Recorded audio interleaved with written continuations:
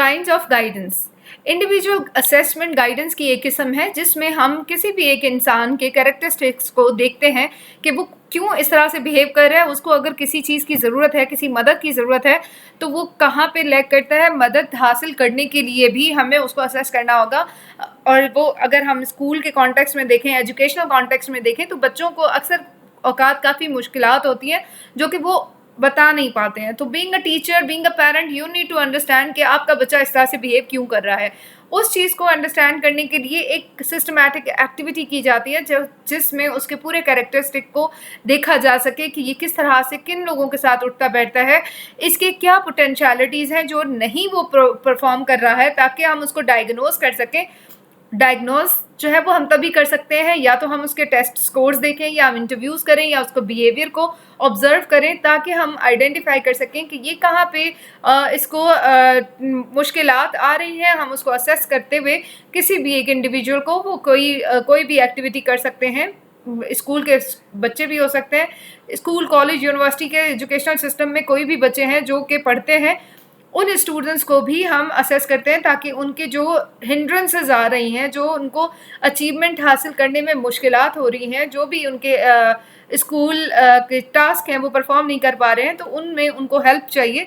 तो उसके लिए टीचर को इंडिविजुअल असेस करना होगा कि बच्चे इंडिविजुअली उनको देखें कि वो किस लेवल पे हैं और किस तरह से वो परफॉर्म कर रहे हैं। वो कौन सी ऐसी चीज़ है जो कि उनको, कौन सा ऐसा ऑब्स्टेकल है जो पार नहीं कर पा रहे हैं और जिसकी वजह से वो अपने जो सेट टारगेट है वो अचीव नहीं कर पा रहे हैं। इसी तरीके से अगर हम इंडिविजुअल काउंसलिंग देखें तो ये थॉट से रिलेटेड है, बिहेवियर से रिलेटेड है, बच्चों की या ह्यूमन की फीलिंग से रिलेटेड है। कोई भी इंसान अगर कोई ऐसी एक्टिविटी नहीं कर पा रहा है, कोई उसको वो एडजस्ट नहीं कर पा रहा है सोसाइटी में, तो एडजस्टमेंट के अगर उसको प्रॉब्लम्स हैं तो वो एडजस्टमेंट के प्रॉब्लम्स कहाँ पे हैं? क्या उस एडजस्टमेंट का जो इशू है वो उसके पास्ट से रिलेटेड है, प्रेजेंट में या ऐसी कोई चीज़ हो रही है, या फ्यूचर का फियर है, या फ्यूचर की कोई एंग्जाइटी है। तो इन सारी चीज़ों को आइडेंटिफाई किया जाता है। जब हम इंडिविजुअल असेस करते हैं, बच्चे को इंडिविजुअली देखते हैं कि इसमें ये प्रॉब्लम है, टीचर्स के साथ उसका बिहेवियर ठीक नहीं रहा, बच्चों को टीचर्स ने उस तरीके से प्यार से पढ़ाया नहीं, सिखाया नहीं, समझाया नहीं, तो फिर वो बच्चा उस तरीके से दूसरे टीचर्स के साथ भी ट्रस्ट लेवल उसका नहीं बिल्ट होता। तो यहाँ पे बीइंग अ टीचर, आपको ये एक काउंसलर का रोल प्ले करना होगा और उस बच्चे की फीलिंग्स को देखना होगा, थॉट्स को, बिहेवियर्स को आइडेंटिफाई करना होगा और उससे डायग्नोज करना होगा कि क्या प्रीवियसली कोई ऐसे इश्यूज रहे हैं या करंट ऐसी कोई चीज़ है जो बच्चों को थ्रेटन कर रही है, बच्चों को जो है वो प्रॉपर तरीके से एक पढ़ने नहीं दे रही है, उनको वो एक्टिविटी नहीं करने दे रही है। वो गेम्स भी हो सकते हैं, वो कोई, या फिर उनको फ्यूचर का कोई एंग्जाइटी है, फ्यूचर की कोई फेयर है जिसकी वजह से वो नहीं कर रहे। तो इन चीज़ों को आइडेंटिफाई करते हुए being a teacher, being a counsellor, you need to identify those obstacles, those hindrances, those problems into the students, और उसके बाद आप उनको सॉल्व कर सकते हैं। ग्रुप काउंसलिंग और गाइडेंस अगर देखें तो वो थोड़ी सी इंडिविजुअल गाइडेंस से अलग है। इसमें हम एज अ होल ग्रुप को देखते हैं कि ग्रुप में जो डिफरेंट मेंबर्स हैं वो इफेक्टिवली काम कर रहे हैं या नहीं कर रहे हैं। अगर वो काम नहीं कर रहे हैं तो हमें देखना होगा कि हमें एज अ ग्रुप उनको कैसे असेस करना होगा, कैसे उनको जो है उनको इफेक्टिव मेंबर बनाना होगा ग्रुप का, ताकि वो सही तरीके से उस ग्रुप की एक्टिविटी को अंजाम दे सकें। क्या कुछ सिर्फ एक ग्रुप ही ऐसा है जो पूरा परफॉर्म नहीं कर पा रहा है, या उस ग्रुप में कोई एक स्टूडेंट है या कोई ऐसा मेंबर है जिसकी वजह से ग्रुप ओवरऑल परफॉर्मेंस नहीं दिखा पा रहा।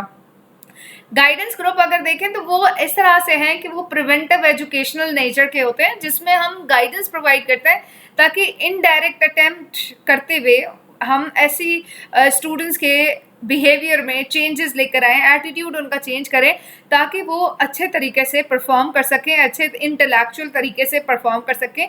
कुछ ऐसी एक्टिविटीज़ की जाती हैं जो कि बच्चों को बताई नहीं जा रही, ग्रुप्स को बताया नहीं जाता कि हम ये एक्टिविटी इसलिए कर रहे हैं, लेकिन उनमें वो इनडायरेक्ट वे में वो एटीट्यूड, वो एप्टीट्यूड उनका डेवलप किया जा रहा होता है, वो बिहेवियर डेवलप किया जा रहा होता है। और वो बिहेवियर तभी होता है जब ऐसी एक्टिविटीज़ की जाए। फॉर एग्जाम्पल, बच्चों को ये नहीं बताया जा रहा कि आपको हम कॉन्फिडेंट बनाने के लिए स्टेज में लेकर आ रहे हैं, बल्कि बच्चों को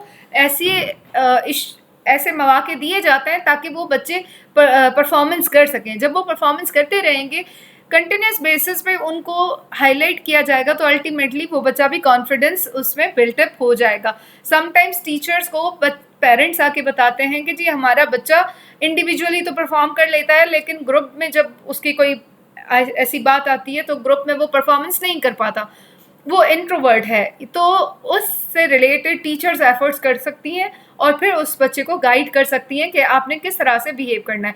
फिर जो गाइडेंस की काइंड है वो करियर असिस्टेंस है। अक्सर बच्चे मास्टर्स कर लेते हैं, बैचलर्स भी कर लेते हैं, लेकिन उनको आइडिया नहीं होता कि हमें कहाँ पे काम करना है और हमें किस तरह का काम करना है।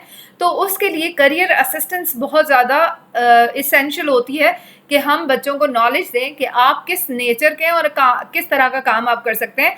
आप एक्टिव हैं, कोलैबोरेटिव रिलेशनशिप रखते हैं या रख सकते हैं, तो फिर आप किस तरह से जो है वो अपना काम कर सकते हैं, या आप अपनी स्टडी से रिलेटेड कौन कौन से ऐसे एरियाज़ हैं जहाँ पे परफॉर्मेंस दे सकते हैं या काम कर सकते हैं। उसके लिए आपको काउंसलर और क्लाइंट्स के साथ रिलेशनशिप बहुत अच्छा बनाना होता है, ताकि आपको वो जो क्लाइंट है वो आप पे ट्रस्ट करके आपको बता सके।